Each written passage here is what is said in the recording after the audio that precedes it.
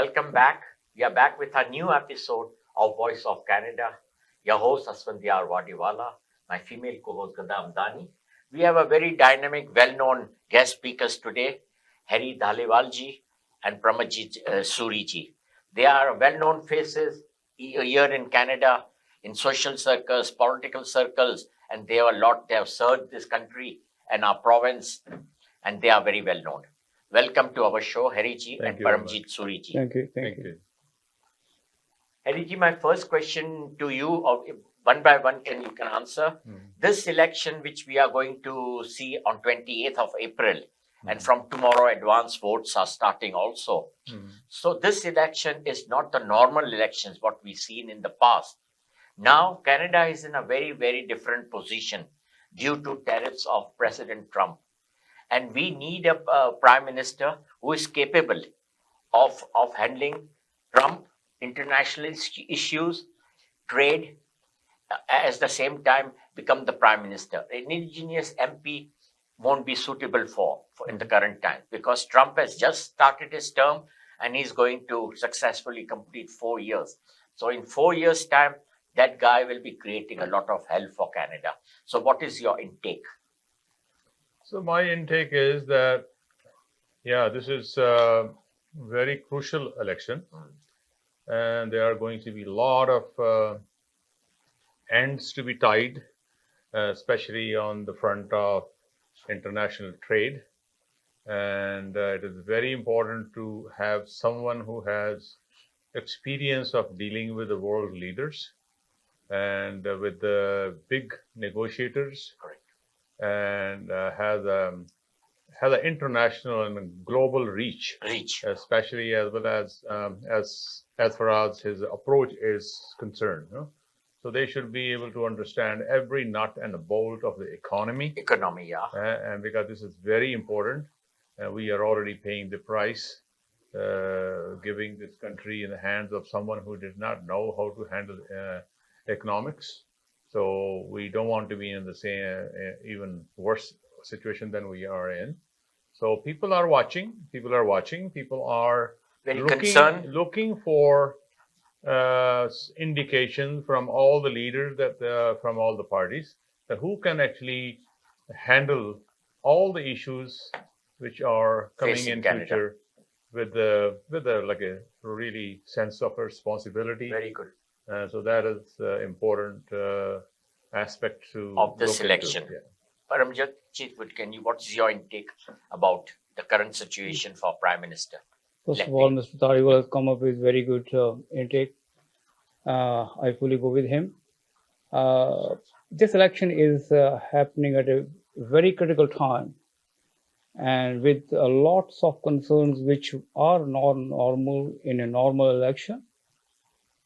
So this is a critical time election. We need a leadership which is visible globally, which is and which can be and which will be heard globally with a careful ear, and a person who has the experience of handling the concerns of a downtrend economy or downtrend features of the time, like we had seen in 2008 or before that. Such kind of a person, such kind of experienced individual should be one of the considerations.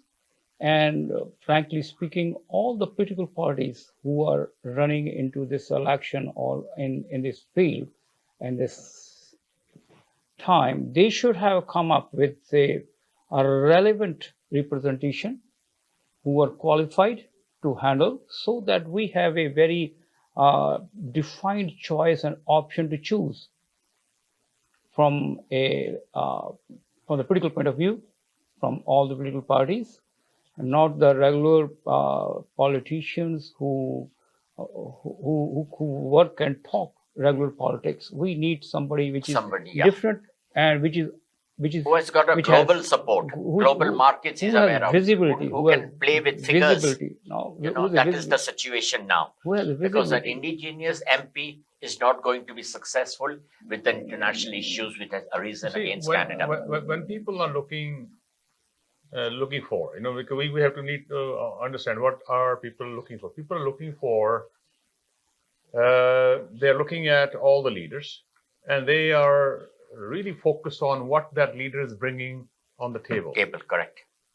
Bringing to the table is, in case of liberal leader, he is bringing 30-35 years of experience, international economics, and roaming around with the world leaders and having a complete And understanding managing two of state banks of two countries. global economics. He understands the trade and all this stuff. And on the other hand, we have one leader which is completely manufactured in Homegrown, in the political factory. So that basically, even now when I am watching that, I do not see anything coming out of his mouth without having a political angle. Nothing to do with the public. Because he has been grown into political field only. Yeah. So that is very important aspect that people are watching, and we are also actually watching. We are also human beings. We are voter. We are like citizen Very conscious, of this country. So any move, any leader makes in this election, it impacts their like a point of like a level of trust with the people. True. So when people behave, if you are treating your like a woman, a reporter from Global Mail with an attitude, then of course that people are going to reflect on that, right? So we have to be very, very careful with this. The issue is credibility is a key factor. Who is credible in the current scenario, not in the political scenarios? What credibility from the economic point of view? Now the economical clarity is very important. We would have been happy to see another person representing the other party also with a credible economic background or with a credible delivery. We are not having, we're limited with the option right now. The question is, that is the main thing right now. Plus the Prime Minister will have to find out new markets for Canada. People are not able to connect. People should be able to connect with that leader. Right now, the credible leader is only connectable.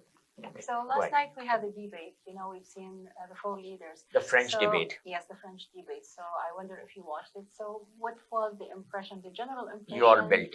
And which leader, will have the compelling message, in your opinion? All were defending themselves, but nobody came out with any winning stroke. That's what I think. And today we'll be listening to the English debate. Maybe due to the French handicap of one of the leaders, maybe others, it was limited to Quebec. I did not see anybody coming up with any master but in stroke. English translation was there. Master stroke. I could understand the whole debate. Master stroke was not there. Harry, what do you think? Yeah, see, the way actually I saw this debate was because people had a very low expectation of Carney, and he was able to hold it there properly. So he was not, I don't see he made any mistakes or anything like that. He So was slow in his French, but he was giving but answers. he was able to Converse well. he was able to hold his fort. So I think that debate, as Mr. Suri said, that they like nobody is a winner or loser in that. So everybody is as they were before. So I think this English debate is going to be a lot more meaningful. Tomorrow we'll have some better the people observation. Will be tuned. I don't know if many people watched that debate yesterday. So tomorrow the result will be there. Who was more, who could put more weight to the debate. Yeah. So I think the plan from the Liberal point of view was to hold it, and the plan from the Conservative part was that to attack it, right? So I think the same scenario they are doing in the normal campaign outside of the debate. And the attack, it just made him look like he's attacking a little bit too much. And he was actually holding himself really well and didn't make any mistake. And nobody did any really like master stroke, as he said. And I found Jagmeet and the Bloc Quebec leader they were both confused. I think they were in between. Got less time. They were putting, When you were looking at the clock there, Jagmeet probably got the least time out of all this. So I think Carney... And he has lost the most seats, according to the polls. NDP has lost the majority of the seats. You see, most of the NDP support is fleeing to Liberal. Liberal. Liberal. Because And even Bloc has lost some seats towards Liberal in Quebec. you see, the main thing in this is happening is as soon as Carney came in, he brought the Liberal Party from left to center. Center, yeah. As Paul Martin sort of style. So basically, that's why now the lot of support from NDP is coming to him.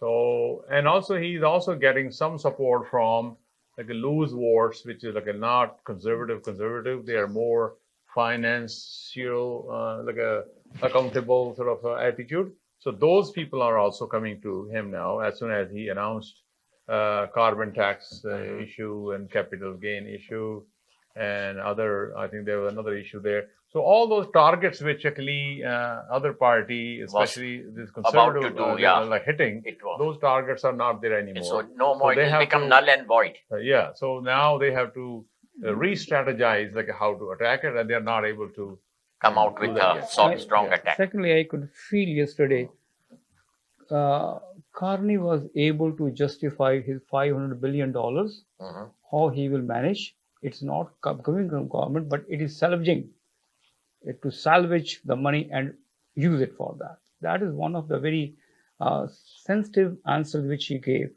from where this money will come. He will be salvaging from the existing expenses, which are not cutting services. One leader is saying we'll cut the services, cut the taxes. The question is, cut the services means what? You are putting the people back on the road. Service cut means if services were cut when Revenue Canada, when immigration offices were closed. If senior like of my age, who is unable to communicate or connect with the people on the other side of the phone, where you should go? If you cut the services, a developing or developed nation shows best and better quality of service available for all its citizens. And if you're cutting the services, that means you are relegating the country back into the developing or underdeveloped nations, where we are going to take. That is my concern with the cut the services. So yesterday debate, while we're still talking about it, do you think it's helped people, the undecided people, to decide which way to vote? I believe not yesterday's. Yesterday was a French debate. It was French people. Which was actually the province. It was translated, but today majority of the people will be watching, which is in English, and the whole country will be seeing. And tomorrow we will have some result who was more worthy, and they will also gain confidence from yesterday. All the leaders are same place. So I think today's debate will be more powerful, power packed. Yeah. Okay, so which leader do you think, like now we have all the parties, which one had, covered what the people really need? Were they, it's like addressing our demands, or were they canvassing in vain, and the reality, what we are in, no one addressed? I realize that right now we're all talking about the Trump. What about us as Canadians? The tariff is one thing. I think people have understood one leader is for the people, the other leader is for himself. One wants to be prime minister. For himself, he can do anything. The other leader is thinking for the nation, for the people, and the problems. That's what people are able to work out. See, what I feel the leaders, especially Conservative Party leader, is with his behavior, with his tone, with his wording, he's scaring people off. He's scaring a lot of people off. Even actually, the tools which are very exceptionally used, and previously in the last few years that tool has been used, but we can see that like this non-withstanding clause, right? Non-withstanding clause. He's going to use that. Used in Quebec. Quebec, yeah. For those like headgears and all this stuff, that's the wrong thing to do, and that will stay only for 5 years. Then after 5 years, they have to use it again. When you start using this non-withstanding clause as a hammer, as a political hammer, basically you are actually going in direction where you could supposedly smashing the rights of the people and dodging those judges, So that's why it's a very dangerous that path when you are in a campaign to do something, you are saying, okay, I'm going to use non-withstanding clause. Withstanding clause, yeah. Well, very dangerous. That is That is in part of grave our emergency. You it can is only article, do that I think Article as per our 33 constitution. in Charter of Rights and Freedoms. So that is one thing actually scares me, being a minority, and that is very dangerous. So those sort of things, when you are interacting with the people, and those things are very, very scary. So people are actually watching those things. So I think Carney is right now, he has made people comfortable who are on a little bit on the left also. He has made people comfortable who are a little bit on the right also. And mostly, Coming into center policies. I tell you that Canada is a country where which could be run mostly with solution-centric approach.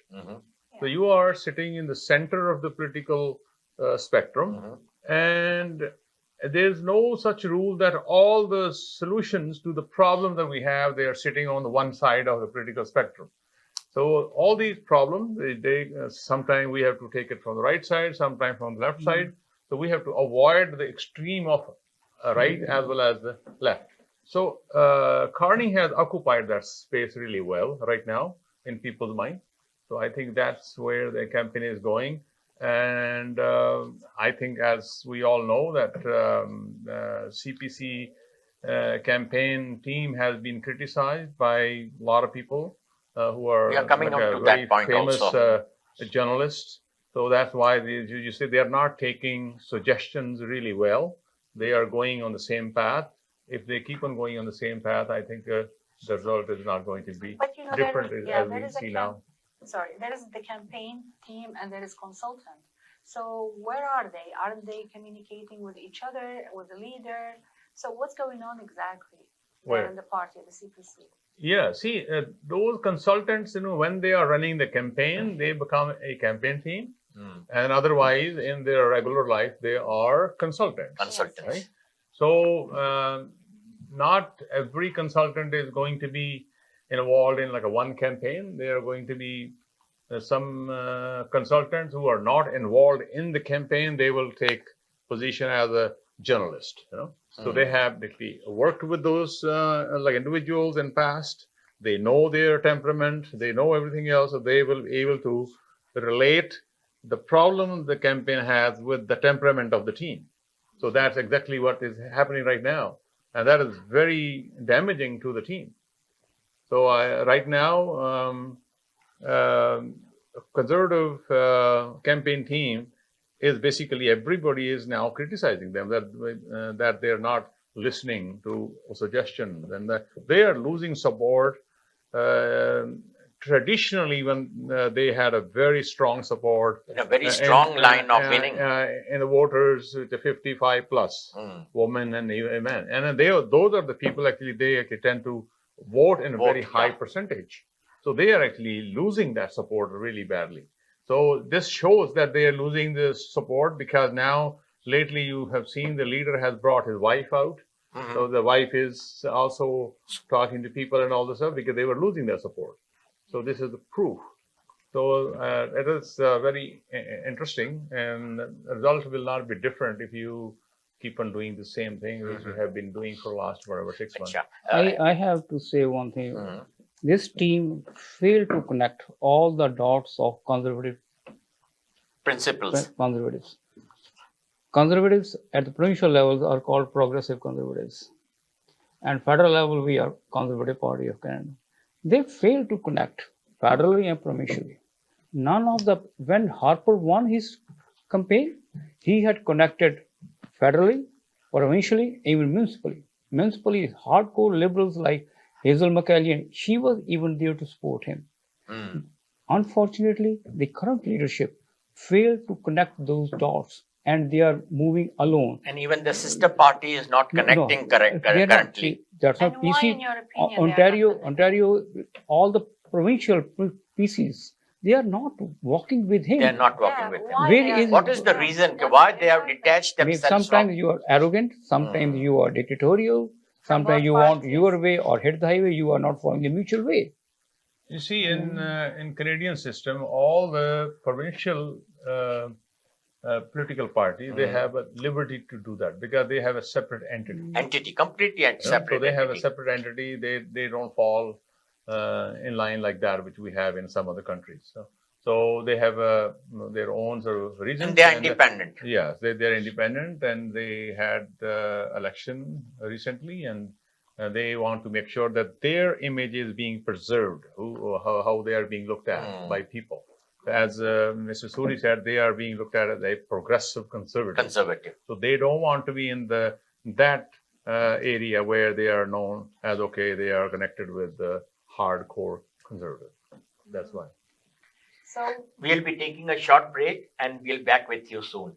Welcome back after a short break in our weekly talk show, Voice of Canada. Your host, Asphandiar Wadiwalla, my co-host, Ghada Hamadani, and we welcome our honored guest, Paramjit Suri and Harry Dhaliwal ji.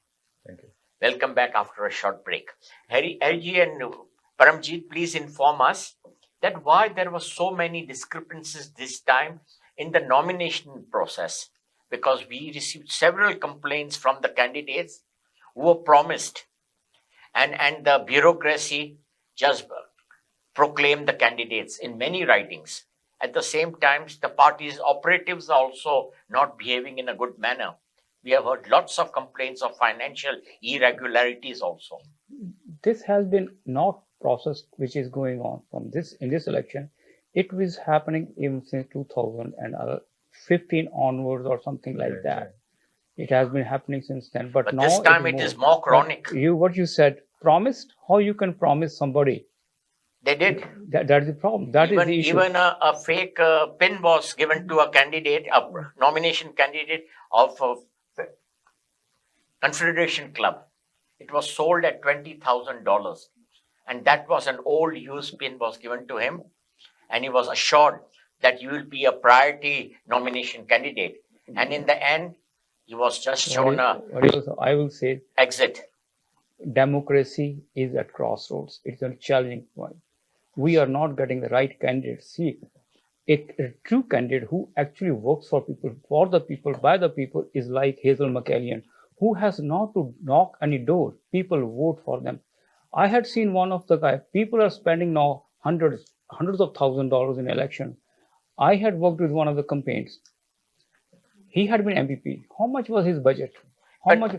Only $4,000, and he wins only $4,000. If those people who were grassroots connected can win in $4,000, that means somewhere our democracy now the lost. party is not respecting the grassroots members. Yes. The EDAs have just become rubber stamp, because last year same thing happened in my own riding, and I had to immediately resign. See, I stepped down because it was against my principles. It is like the leader decides the candidate, and you are at the whims of the leader. When the leader doesn't want, you won't And be there. EDA was not consulted or nothing. It is not the candidates who choose the leader. It's the leader who choosing the candidate. It is reverse. But the leader is not choosing. In reality, there is committee and there are team. The bureaucracy. The bureaucrats are they are choosing everything and implementing and pushing over the EDAs. Mr. Dhaliwal is more experienced in this field. He can do better. He also ran a campaign. He's a candidate on record also of the Conservative Party. He knows better. Yeah, you see, when party starts looking at how much money this candidate can raise, that is the quality, not what is the actually quality of the country, of that candidate. Like education and connection with the people and past work how with much public service he has the community and the trust factor and all those things. And people are also at fault, because people are not looking at those candidates like what is their qualification. They are looking, okay, he's from my country, he's like me, he's my accent, and he's a Sikh and a Hindu and a Muslim. People also all ethnic politics has got people involved. bring all those ills with them to make their decision. That is also reduces the quality of the candidate. And then political party also takes advantage of all the stuff to raise more money, and that way the candidate quality is like so poor. Nobody, I think, I personally feel that I was better represented in this country when we had no member of parliament of ours. And I did not leave that country, or I did not come to this country because we have a 26 MPs here. I came here because there's a good system. So we need to actually elect people or choose people or nominate people who actually can actually make the system better, if not worse. Restore the democracy, democratic process. Democracy inside the party, it is completely gone. That's why those are the people who are running the nomination races. Now they are the part of the campaign team, and they are behaving exactly the same way in the campaign team.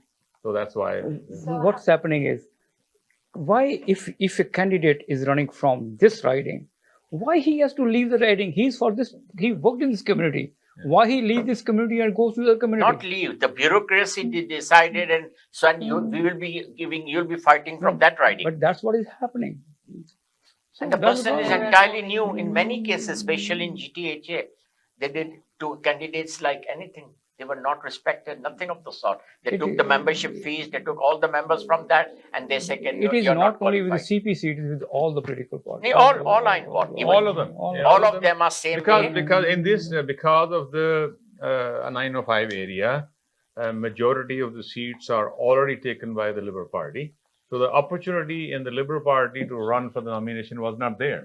So most of the people, even I have seen some people, they ran for the NDP in previous election. Now they're running for the Conservatives. So those are not real conservative people. They are just majority of them are like opportunists. Opportunists. Not all of them, but majority of them are.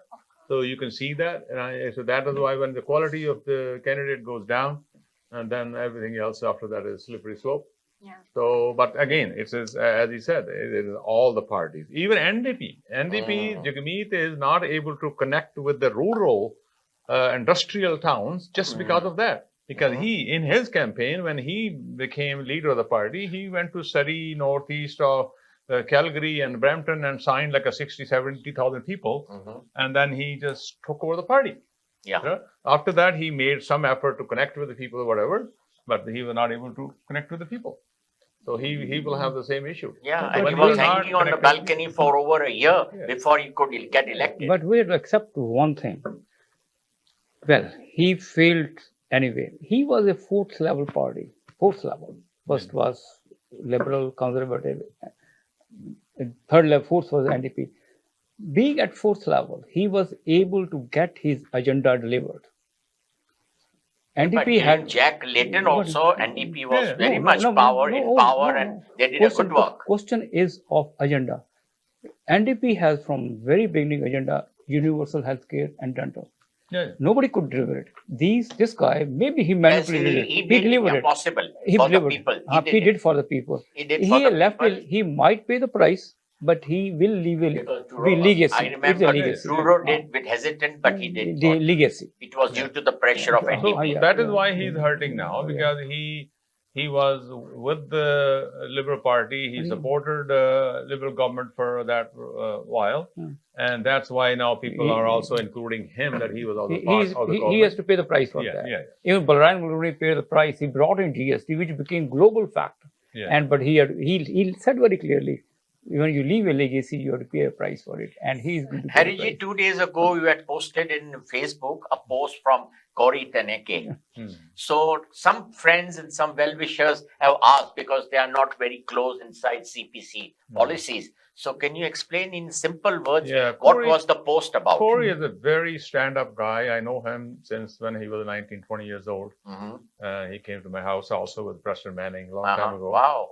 And so yeah, he's a very good professional, political backroom guy. And he made his observation that the way it is going, he said that he will not be surprised even if the leader loses his own seat. No? So he even went. And you have mentioned about the two leaders we lost. And also he was very upset about the way the leader treated Glover Mill, Laura Stone. He said that you don't do that. You actually piss off a lot of voters. As a woman, and then Doug Ford is basically he manages his he managed like a last two campaign, and the lady who's the campaign manager of CPC right now, she Yeah. was also the part of the transition team Transition when team, Doug Field correct. came first time. So they know each other really well. Yeah. So Corey, whatever statement he made about the campaign team, that is very, very damaging to the campaign team, because coming out of his mouth, it actually lands in people's minds, correctly, yeah. especially in the area where people who are journalists and reporters and anchors, because he's a very credible guy. So that is actually quite damaging. And Quite damaging. That statement, what he has said, and you are in informed. Ottawa, you see more buzz on Mm. this as compared to in Toronto or I think everywhere else. So, but I think he's still standing by that. Mhm. And No, I think he's saying the truth. He is not any fabrication or anything like that. Yeah. And you were kind enough to inform the general public and everybody on Facebook. Yeah. And lots of people who could not understand had even called and was discussing this thread Yeah. of this post. You know, he was not just pulling it out from the air. He's been watching it for a while, and then he came. He probably got really pissed off at the point when Pierre Pollier showed a really attitude to that girl. You know, what do you think about our rally today? Like how many people? You know, Mhm. she said thousands. He said, okay, could you be more specific with that? You know, he said, you know, some people are saying 10,000, some people are saying 15,000. You know, Mhm. so she basically he's just, rather than letting her ask the question, he is asking her the question and putting her in that sort of spot, and people didn't like that at all. But you don't think that now the bureaucracy is dictating their terms and managing the You see, party? I think you are calling it bureaucracy. I'm calling it bureaucracy. Basically, Yeah. but I am saying that a political party inside people who are there, like a main cadre, main cadre of the party, executive of the party. Executive of the party. Yeah, correct. executive of the party. You can say And that. they basically see what happens is, even like now, see, when he sees the crowd gets into the head. Yeah. Just imagine what those numbers, when they were leading with the 20 points. 20 points plus, It yeah. actually got into their heads. Head. Their head got so big they could not go into any door at all. You know, so that is why actually that behavior of them actually, because of the big crowd and because of those numbers, that actually behavior is actually damaging them. And also, to me, at this point in campaign, when you start having big rallies, start avoiding smaller meetings with the community, it means you are avoiding the questions of the public. Right. Because bigger meetings, bigger crowds, those rallies, serve to masses. they are more controlled. They are more controlled. You are away from the public. You are away from a reporter. He's not taking reporters with him. You know? So that's why, because basically they are trying to give the impression this is their last resort. Just imagine what they will do in, I think last week. This is the last resort to give impression to the public that party is doing very well. Very well. And also they are catering to their base. If they're having a rally in Toronto, they will have like all those 38 candidates. Okay, you bring 200. Yeah, they will have the people there, right? Yeah. And to showcase and then we are so popular. Morale of the people, you know, man, we are going to win, whatever. But the numbers don't lie, and this is very consistent. And when campaign starts saying that we don't believe in poll numbers, then you know actually what is happening inside. So tomorrow the early voting is starting. We have 18th, 19th to 2021. So before the voter goes there, so what do you advise them, you know, how to, you know, what equality to look in candidates and the party? Because many people are not fully conscious. The people are actually, they're well informed right now, people who read and, you know, make a little effort to know what in these days, there are a lot of tools to understand that. You know? So I am not in a position to ask people, because people are people. They're not sheep. They have their own mind. And we have got And educated everybody class. is in a unique mindset and unique situation. They have to gauge their situation. But overall, I think people should make decisions to make things better for everybody, so that we create a political environment where everybody is able to realize their full potential according to the hard work they put into that into their own life, And you have to understand, this country is right now is completely, it's very bad spot In a financially. delicate stage. Where in the country, $200,000 pay will not even actually help you to save Sufficing. money to buy the house. True. So that Very is true. we are in a very difficult Very situation. critical situation. So people have to think about all these things. Don't make decisions by thinking this is from my community. He has a turban. He has a community, no yeah. turban. He has this skin. You have to and that forget skin. all that stuff. And look at it in your children's eye and make up your mind to make such a decision which makes their life easy in the future. Your intake, sir. I'll say be Canadian, think like Canadian, think for Canadian, Yeah. and then decide for Canada. Make sure you are having your cross mark on that candidate who can deliver, who is credible, who can stand up to the global pressures, who will be heard in any scenario. If our leader goes there in any global meeting where people are looking at him with an eyes, with an ear of hope, that something he or she might say that will matter to anybody in the world to better the life, better the living, better the human being. Yeah. So that's what And we are also hosting G7 nation Yeah. this Yeah. year in June. So that is also very, very critical. We should have a very, very popular leader to represent the G7 nation. Yeah, that makes sense. And we are heading towards a recession. Yeah. Since last week, the conditions have gone back to worse. Each day, everything is going down and down and down. See, for all these things, we are responsible. Nobody else is responsible. No, No, Trump has this- contaminated Canada's See- policies See, and the question he is, has really it shaken the was people also. One, it is a, I will say, wake-up call for Canada. It is a wake-up call. 186 year of relationship can go in 1 second. So we have to become self-reliant, self-dependent. We have to show, our leadership has to show where is the opportunity for the Canadians, where they can work, where they can earn, where they can get their needs or their desires fulfilled. Where is the hope? They should not be not living in a graveyard of hopes. They should be living in a flower bed of hope. With that note from our honored guests, Hariji and Paramjit, we are thankful to you, both of you. You took out time from your hectic schedule, came and we discussed about election 2025.